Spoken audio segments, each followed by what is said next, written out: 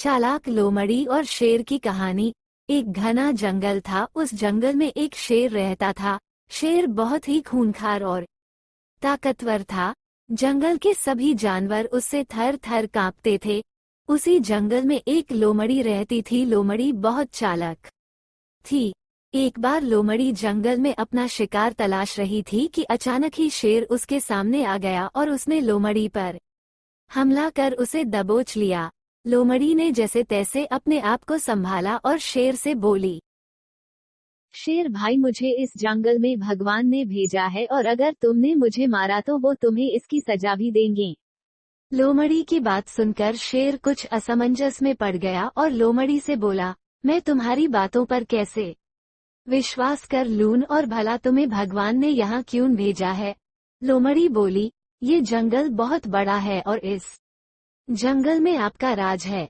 आप इस जंगल का संचालन अच्छी तरह से कर सके, इस कारण आपकी सहायता के लिए भगवान ने मुझे भेजा है। शेर बोला, हो सकता है तुम अपनी जान बचाने के लिए झूठ बोल रही हो। इस बात का क्या प्रमाण है कि तुम्हें भगवान ने ही भेजा है।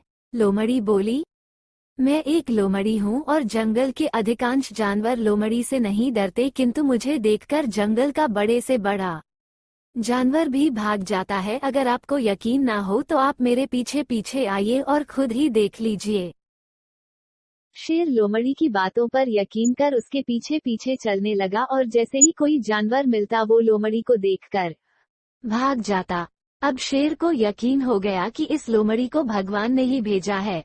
असल में हुआ ये कि लोमड़ी के पीछे शेर था। जंगल के जानवर शेर को देखकर भाग रहे थे, जबकि शेर समझ रहा था कि जानवर लोमड़ी को देखकर भाग रहे हैं।